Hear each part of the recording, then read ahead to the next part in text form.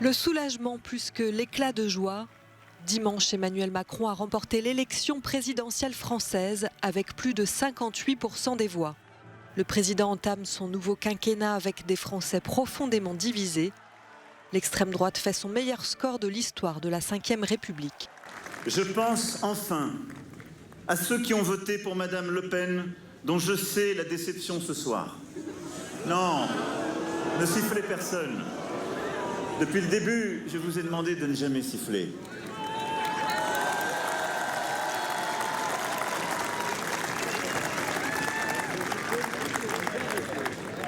Parce que, dès à présent, je ne suis plus le candidat d'un camp, mais le président de toutes et tous. Son adversaire, la candidate du Rassemblement national, a pris la parole rapidement après l'annonce du résultat, devant ses militants. Marine Le Pen a présenté sa défaite comme une belle performance pour son camp politique. Avec plus de 43% des voix, le résultat de ce soir représente en lui-même une éclatante victoire. Nous lançons ce soir la grande bataille électorale des législatives. Je mènerai cette bataille aux côtés de Jordan Bardella, avec tous ceux qui ont eu le courage de s'opposer à Emmanuel Macron au second tour, bref, avec tous ceux qui ont la nation chevillée au corps. Les élections législatives des 12 et 19 juin prochains sont présentées par tous les opposants à Emmanuel Macron comme un troisième tour. Le président va maintenant devoir former une majorité à l'Assemblée nationale pour pouvoir mener la politique qu'il souhaite pour son pays.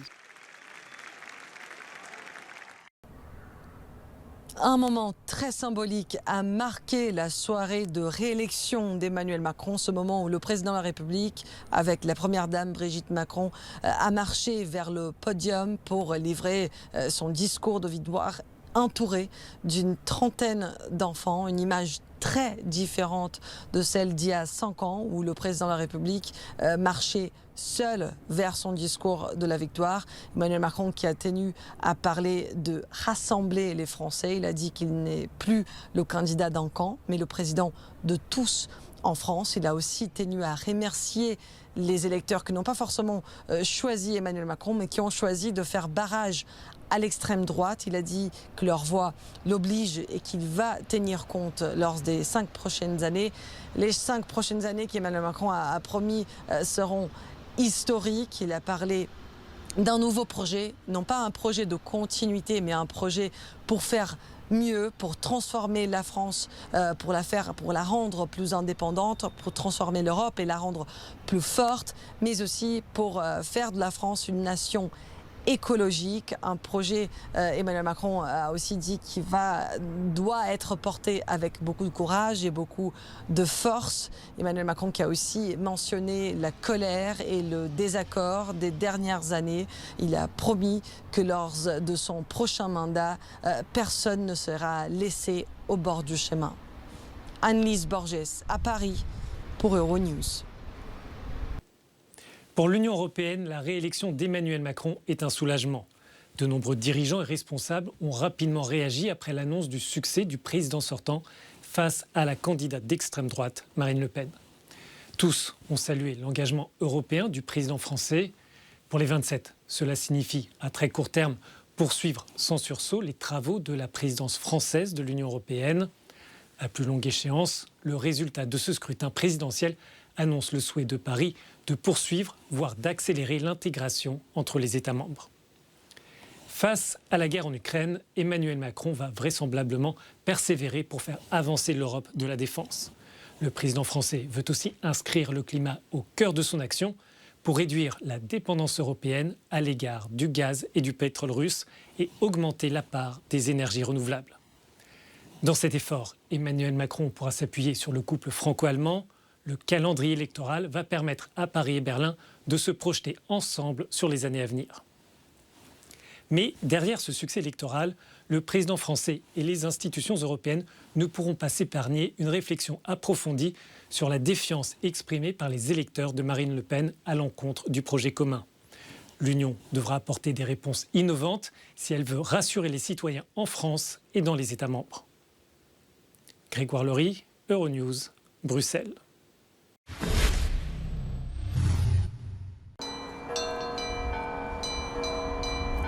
En ce dimanche de Pâques orthodoxe, les rassemblements publics avaient été déconseillés. Mais pour beaucoup en Ukraine, il était plus important que jamais de venir se recueillir dans les quelques églises ouvertes au 60e jour de la guerre. Aux abords de la capitale, dans les zones dévastées par l'occupation russe, certains ont eux aussi voulu marquer cette journée. Nous sommes invités à partager le repas des habitants de cet immeuble de la ville d'Irpin. Ils vivent encore dans les sous-sols. L'eau et l'électricité sont coupées. La zone a été occupée pendant des semaines par des soldats russes qui ont dévasté de nombreux logements. La puanteur est terrible. Plusieurs habitants du quartier ont été abattus à bout portant. On a enterré 6 personnes ici. Avec sa bonne humeur, Sacha est le protégé de tous ici. Torturé par les soldats russes, il a échappé de peu à la mort. Je sens la chaleur des amis. On ne se connaissait pas avant la guerre. Maintenant, on est ensemble, on s'aide et on se soutient autant qu'on peut. On est comme une famille.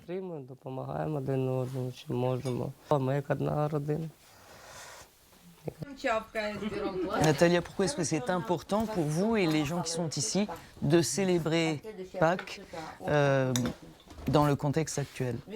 C'est ce symbole de résurrection. On s'est senti en fêtant qu'on sait réellement qu'on était presque mort et maintenant on est revenu à la vie. Voilà. Pour moi, Pâques signifie la victoire du bien contre le mal et cette année c'est encore plus symbolique. Nous espérons que le bien va l'emporter, que l'Ukraine va gagner cette guerre et que le bien va triompher. И добро восторжествует. Христос воскрес! Воистину воскрес! Воистину воскрес! Воистину воскрес! À la victoire.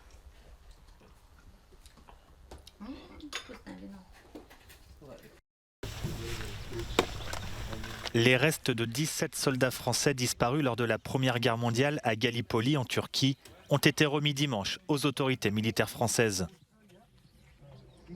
Découverts lors de travaux de restauration d'un château dans le nord-ouest de la péninsule, les restes ont été enterrés aux côtés d'autres camarades tombés au combat plus d'un siècle après leur mort. Les combats féroces entre les forces alliées et les Turcs ottomans lors de la campagne de Gallipoli avaient fait au total plus de 100 000 victimes. Marins, zouaves, tirailleurs sénégalais, algériens, légionnaires, 10 000 soldats français et coloniaux sont tombés devant Gallipoli. Ni l'ampleur des pertes, ni la violence de la guerre n'ont diminué la bravoure de ces hommes. Leur courage et leur sens du sacrifice ne seront jamais oubliés. Nous pensons également aux combattants turcs qui ont perdu la vie dans ces mêmes combats. À la dernière demeure des soldats au cimetière français de Sedulbahir, un message que le fondateur de la Turquie moderne, Mustafa Kemal Atatürk, a écrit pour les mères des soldats qu'il avait lui-même combattus, a été lu. Vous, les mères qui ont envoyé leurs fils de pays lointains, essuyez vos larmes. Vos fils reposent maintenant dans notre sein et sont en paix. Après avoir perdu leur vie sur cette terre, ils sont aussi devenus nos fils. Plus de 100 ans après avoir perdu la vie lors de la Première Guerre mondiale à Gallipoli, les 17 soldats français retrouvés peuvent désormais reposer en paix.